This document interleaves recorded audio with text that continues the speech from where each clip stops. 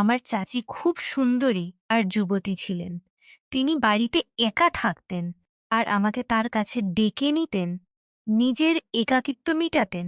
আমিও খুশি হয়ে চাচির কাছে চলে যেতাম আর তার সঙ্গে কিছু সুন্দর সময় কাটাতাম। এক চাচি আমাকে তার বাড়িতে ডাকলেন, আমিও খুশি হয়ে চলে গেলাম। তেমনি চাচি বাথরুম থেকে গোসল সেরে বেরিয়ে আসছিলেন। যেমনই তাকে দেখলাম, আমার হুঁশ উড়ে গেল। আমার চাচি খুব বেশি সুন্দরী ছিলেন। দেখে মনেই হতো না যে তিনি একজন বিবাহিতা মহিলা। সেই সময় আমি চাচার বাড়িতে থাকতে এসেছিলাম, কারণ মা বাবা দুজনেই বিদেশে যাচ্ছিলেন। আগে যখন চাচা বাবাকে অভিনন্দন জানাতে এসেছিলেন, তখন তিনি বাবাকে বললেন, রাহুলকে আমাদের বাড়িতে রেখে যান। বাবা অনেক করে মানা করলেন যে রাহুল এখন বড় হয়ে গেছে, নিজের যত্ন নিতে পারে। কিন্তু চাচা মানলেন না। তিনি বাবাকে রাজি করিয়ে নিলেন আর আমার ইচ্ছা পূরণ হয়ে গেল। আমার কাছে আমাদের পুরনো বাড়ির চাবি ছিল, সেটা খালি পড়েছিল। আমি সেটা আমার নিজের কাজে ভালোভাবে ব্যবহার করতাম। চাচি মনিকার বিয়ে আমার চাচার সঙ্গে 10 বছর আগে হয়েছিল। আমি তখন 10 বছরের ছিলাম। সেই সময় চাচিকে দেখে আমার খুব ভালো লাগতো। তিনি শুধু সুন্দরী ছিলেন না, মৃদু কণ্ঠের আর পূর্ণাঙ্গ শরীরের অধিকারী ছিলেন। চাচা আর চাচির জোড়া সবাই ক্ষেপণাস্ত্রের মতো মনে করত। কিন্তু এখনো তাদের কোনো সন্তান হয়নি। তারা দুজনে ভাগ্য মেনে ধৈর্য ধরেছিলেন। চাচি আর চাচার মধ্যে অনেক ভালোবাসা ছিল। আমার মনে হতো চাচা চাচির সব ইচ্ছা পূরণ করেন। বিয়ের পর চাচির শরীর আরও আকর্ষণীয় হয়ে উঠেছিল। সুন্দরী তো তিনি আগেই ছিলেন, কিন্তু এখন শরীরের প্রতিটি অংশ যেন নিজের দিকে টানছে। একদিন চাচি বাড়ির পরিষ্কার করছিলেন আর আমি টিভি দেখছিলাম। চাচি জিজ্ঞাসা করলেন, রাহুল, বাবা আজ আজ কলেজ যাবে না? আমি মনে মনে চাচিকে বাবা বলার জন্য একটু খারাপ লাগলেও বললাম, না চাচ্ছি, সেমিস্টার শেষ হয়ে গেছে, 1.5 মাসের ছুটি। চাচি মাথা নাড়লেন আর ঝুঁকে মেষের কাপড় মারতে লাগলেন। চাচির সেই অবস্থা দেখে আমার বুঝতেই পারছিলাম না কি করব আর কি না করব। আমার চাচির বাড়িতে আসা 2 দিন হয়ে গেছে। রাতে খাবার টেবিলে চাচা চাচিকে বললেন তাকে 20 দিনের জন্য লাহোরে যেতে হবে। যদি বেশি দিনের জন্য বাইরে যেতে হতো, তাহলে তিনি চাচিকেও সঙ্গে নিয়ে যেতেন। কিন্তু এবার আমি চাচির বাড়িতে ছিলাম বলে তিনি একা যাওয়াই ঠিক মনে করলেন। আমি চাচির রুটিন আর অভ্যাস ভালো করে লক্ষ্য করেছিলাম। দেখেছিলাম তিনি চা খুব বেশি খান আর চায়ে দুধ অনেক দেন। আমারও বাক্সের দুধ খাওয়ার অভ্যাস ছিল। পরের দিন আমরা বন্ধুরা মিলে মজা করছিলাম। আমি যেসব কথা বলছিলাম সেগুলো খুব ভুল ছিল। আমার কথা শুনে চাচি খুব অবাক হয়ে গেলেন। তিনি আমাকে ডেকে তার উপস্থিতি জানানোর চেষ্টা করলেন, কিন্তু মিউজিকের জন্য আমার কিছুই শোনা গেল না। তিনি অনেকক্ষণ আমার বকবক শুনলেন আর তারপর উঠে নিজের ঘরে চলে গেলেন। চাচি, আমার চা খেতে ইচ্ছে করছে। চাচি হেসে বললেন, কেন নয় আমার বাচ্চা, 2 মিনিটে ফ্রেশ হয়ে আসি, তারপর বানিয়ে দিই।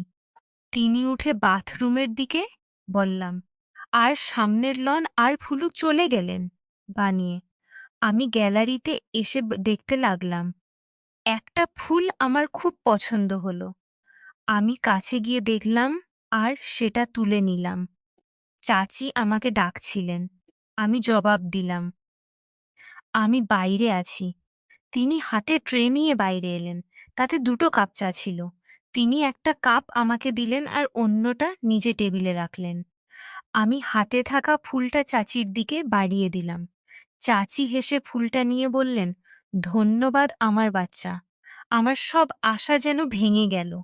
আমি চাচির দিকে তাকিয়ে বললাম, চাচি, আপনি সারাদিন বাড়িতে থেকে বিরক্ত হন না? আমি তো বিরক্ত হয়ে গেছি। আমরা কোথাও বাইরে ঘুরতে যাই। চাচি বললেন, না সমীর, আমি তোমার চাচার সঙ্গে সব জায়গায় যাই। আমি চুপ হয়ে চা খেতে লাগলাম। রাতে খাবারের পর আমি একটা মুভি চালিয়ে বসে দেখতে লাগলাম। চাচিও আমার পাশে এসে বসলেন। চাচি যখন দেখলেন যে মুভিতে সেই একই ধরনের কথা হচ্ছে যা আমি দুপুরে বলছিলাম, তখন বললেন, আচ্ছা, তাহলে এইসব কথা তুমি এখান থেকে শিখেছ? তিনি বললেন, বাবা, এটা খুব ভুল কথা। তুমি খুব খারাপ ভাষা ব্যবহার করছো। লজ্জায় আমার ঘাম ছুটে গেল। চাচি আবার বললেন, আমি তোমার বাবার সঙ্গে কথা বলো, তোমার উপর নজর রাখতে বলো। তুমি হাতের বাইরে চলে যাচ্ছ। আমি চোখ তুলে চাচিকে বললাম, ভুল হয়ে গেছে চাচি, আমাকে মাফ করে দাও। কিন্তু তাদের জবাব দিতে হয়, তাই আমাকেও তাদের জবাব দিতে। আমন কথা, সব ছেলেই এমন মুভি দিয়ে যায়। আমার কথা শুনে চাচি হাসতে লাগলেন আর বললেন, ভয় পেও না, আমি কারো কাছে কিছু বলবো না। আমি জানি তোমরা ছেলেরা কেমন কথা বলো। আচ্ছা ঠিক আছে, অন্য কোনো মুভি চালাও। এটা কি চালিয়েছ? তখন আমার শ্বাস ফিরে এলো। আমি জিজ্ঞাসা করলাম, চাচি, কোনো মুভি চালাব? তিনি বললেন, কোনো ইন্ডিয়ান মুভি চালাও। আমি একটা ইন্ডিয়ান মুভি চালিয়ে দিলাম। চাচি মুভি দেখছিলেন আর আমি চুপি চুপি তাকে দেখছিলাম। চাচি এক পা তুলে অন্য পায়ের উপর রাখলেন আর সোফার টেক আর হাতলের উপর হেলান দিয়ে আরামে বসলেন। আমিও এক পা তুলে অন্য পায়ের উপর রাখলাম। আমার মনে হলো চাচি আমার এই কাজটা লক্ষ্য করেছেন। তা আমিও চাচির মতো অন্য কোণে বসেছিলাম। তারপর চাচি হেসে নিজের অবস্থান ঠিক করলেন। আমিও তাকে দেখে ঠিক হয়ে বসাই ভালো মনে করলাম। চাচি হাসতে লাগলেন আর বললেন, রাহুল, তুমি আমার নকল করছো? আমি মাথা নাড়লাম। তিনি একটু রেগে বললেন, তুমি আমাকে কেন বিরক্ত করছো? আমি হেসে বললাম, আপনাকে বিরক্ত করা আমার ভালো লাগে। তিনি জিজ্ঞাসা করলেন, কেন?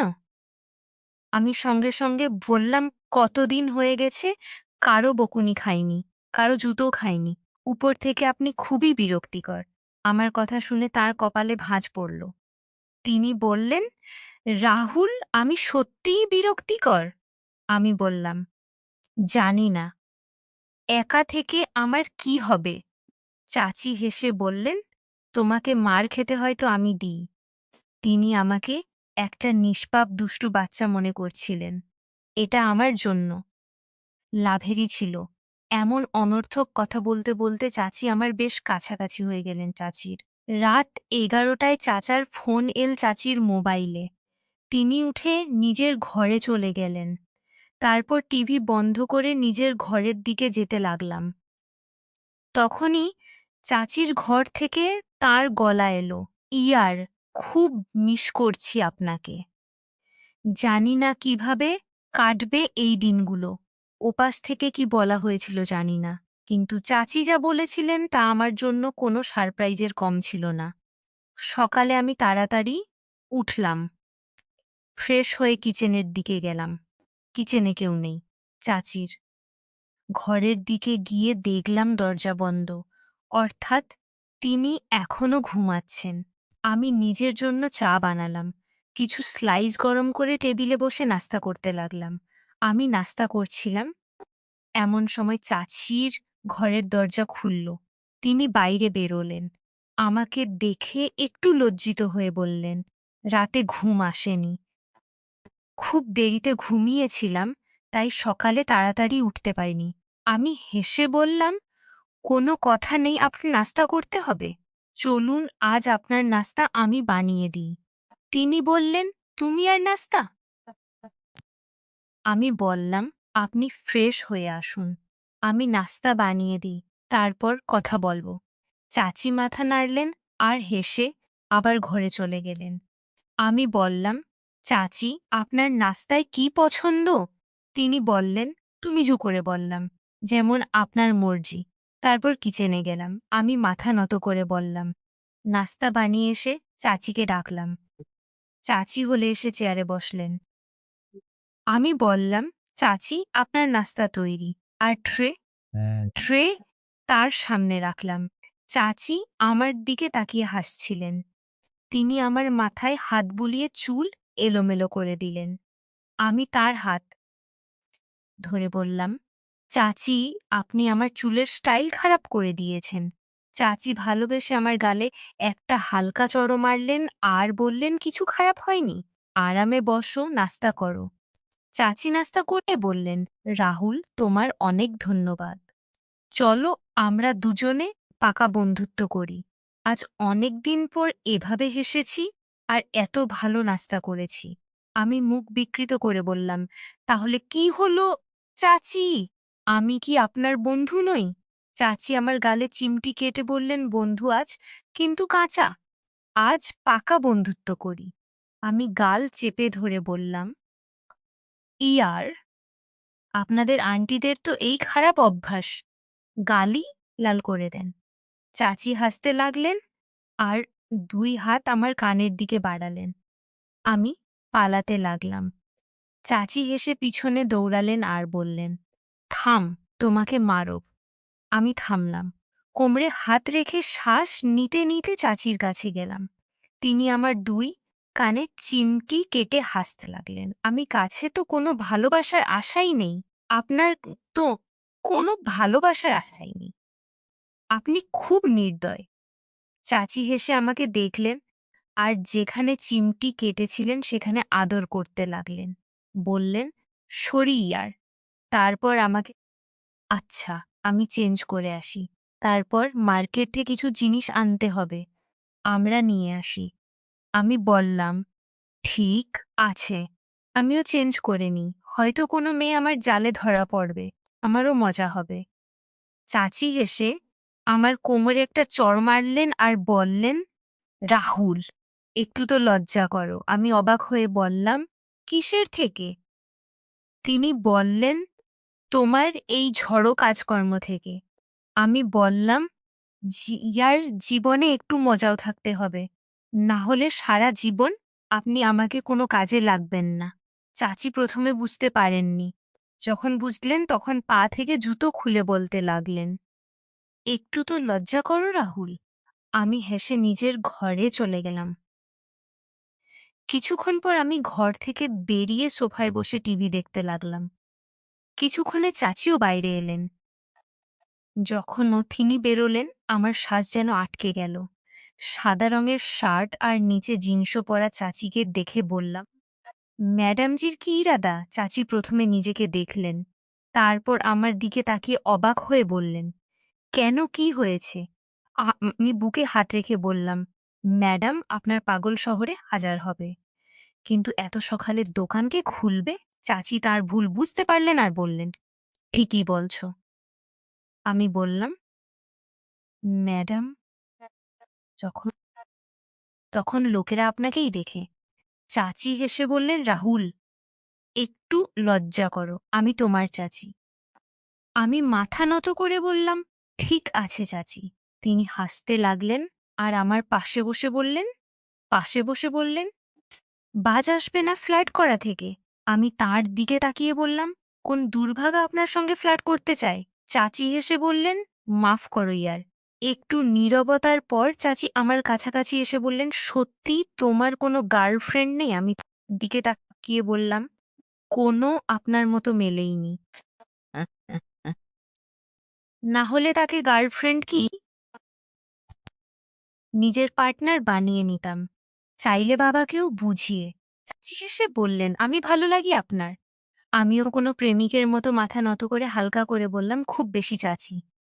চাচি বললেন উম, চাচি বললেন, তুই বাজ আসবি না। তারপর বললেন, রাহুল দুধ নিয়ে এসো, শেষ হয়ে গেছে। আমি মাথা নাড়লাম আর মার্কেটের দিকে চলে গেলাম। ফিরে এসে দুধের পাত্র ফ্রিজে রাখলাম আর চাচিকে জানাতে তার ঘরে গেলাম। সামনে যে দৃশ্য দেখলাম তা পাগল করে দেওয়ার মতো। চাচি হয়তো গোসল করে বেরিয়েছিলেন। সেই মুহূর্তটা আমার উপর যেন বিপদ নেমে এসেছিল আমার পায়ে। জোরই ফিরে যেতেই যাচ্ছিলাম। এমন সময় চাচি ডেকে জিজ্ঞাসা করছেন, "নিয়ে এসেছ দুধ?" আমার গলা থেকে আওয়াজই বেরোচ্ছিল না। আমি শুধু মাথা নাড়লাম। চাচি আস্তে পা ফেলে আমার দিকে এলেন। আমার মুখের নিচে হাত রেখে বললেন, "কি হয়েছে রাহুল?" আমি মুখ তুলে তার চোখে তাকিয়ে বললেন, "কিছু না চাচি।" চাচি আমার চোখে তাকিয়ে বললেন, "রাহুল, সত্যি সত্যি বলো, আমার এভাবে তোমার সামনে আসা ভালো?" আমি মাথা নাড়লাম আর আবার মাথা নত করে বললাম, "যদি আপনার মনে হয় যে আমি আপনার দিকে আকর্ষিত হচ্ছি, তাহলে আপনি ভুল চাচি। চাচি, আপনার শরীর আপনার ভালোবাসার প্রকাশের মাধ্যম। কিন্তু এসব সব ঠিক নয়।" চাচি একটা লম্বা শ্বাস নিলেন আর আমাকে এমন মাথা তুলে বললাম, "কিন্তু আমি এটাও চাই না যে আপনি একটু সময়ের জন্য আমাকে গ্রহণ করুন। আমি এটাও চাই না যে আপনি একটু সময়ের জন্য আমাকে গ্রহণ করুন। আর তারপর সারা জীবনের জন্য আমাকে আপনার দর্শন থেকে বঞ্চিত করুন।" চাচির জন্য এটা খুব বিছানায় বসলেন আর বললেন, "আমার কাছে এসো, এখানে বসো।" আমি আরামে হেঁটে তার পাশে বসলাম। তিনি আমার হাত ধরে নিজের অন্য হাতে রাখলেন আর বললেন, "সমীর যা মেলে তার উপর শুকর করা উচিত।" চাচির মনে কি চলছিল জানি না। সেই মুহূর্তে সেখান থেকে যুদ্ধের মাঠ ছেড়ে পালিয়ে যাওয়ার মতো অবস্থা হয়েছিল। আমি শান্তিতে ঘরে ফিরে এলাম। তখনই আমার মনে হলো চাচি ভিতরে কাঁদছেন। তাঁর শোকানোর আওয়াজ কাছে গিয়ে বললাম, "আপনি ঠিক আছেন?" ভিতর থেকে কোনো জবাব এল না। ভিতর থেকে কোনো জবাব এল না। শুধু শোকানোর আওয়াজ বন্ধ হয়ে গেল। আমি আবার জিজ্ঞাসা করলাম, "চাচি, কি ব্যাপার? আপনি কেন কাঁদছেন?" ভিতর থেকে আওয়াজ এলো, "রাহুল, আমি একটু সময় একা থাকতে চাই। প্লিজ তোমার রুমে চলে যাও।" আমি বললাম, "ঠিক আছে।" "আপনি ঠিক তো আছেন?" চাচি বললেন, "আমি ঠিক আছি।" আমার কিছুই বোঝা যাচ্ছিল না এগিয়ে কি করা উচিত। আমি তাড়াতাড়ি ফিরে এলাম। কিছুক্ষণ পর চাচিও ফ্রেশ হয়ে বাইরে এলেন আর আমার কাছে মাফি চাইতে লাগলেন। সেই দিনের পর থেকে আমি চাচির খুব বেশি যত্ন নিতে শুরু করলাম। তিনি খুব বেশি একাকিত্বের শিকার হয়েছিলেন আর আমার প্রতি এক ধরনের টান অনুভব করতে শুরু করেছিলেন। আমি ফোন করে চাচাকে ফিরিয়ে আনলাম। চাচি যুবতী আর সুন্দরী মহিলা ছিলেন। তাই তিনি তার একাকিত্ব মিটাতে খুব বেশি তৃষ্ণার্ত হয়ে পড়েছিলেন। কিন্তু এটা সৌভাগ্যের বিষয় যে আমাদের দুজনের মধ্যে এমন কিছুই ঘটেনি। কিছুদিন আমি আরও চাচির বাড়িতে কাটালাম। তারপর আমার মা-বাবা বাড়ি ফিরে এলেন আর আমি আমার বাড়িতে ফিরে চলে গেলাম। এইতে কারো ভরসায় নিজের বোন বা স্ত্রীকে একা উম একা রেখে যাওয়া উচিত নয়। একাকিত্বের সঙ্গে লড়াই করা মানুষ কখনো ভুল পথে পা বাড়িয়ে দিতে পারে। তাই এমন কাজ করার আগে হাজারবার ভাবা উচিত। কারণ অসাবধানতায় ঘর ভেঙে যেতে পারে। হ্যালো বন্ধুরা, গল্পটি ভালো লেগে থাকলে চ্যানেলটি সাবস্ক্রাইব করে দিন। আর এর থেকেও মজার ভিডিও দেখতে আমার চ্যানেলে আপলোড করা সর্বশেষ ভিডিওটি অবশ্যই দেখুন। আশা করি ভিডিওটি আপনাদের খুব ভালো লাগবে।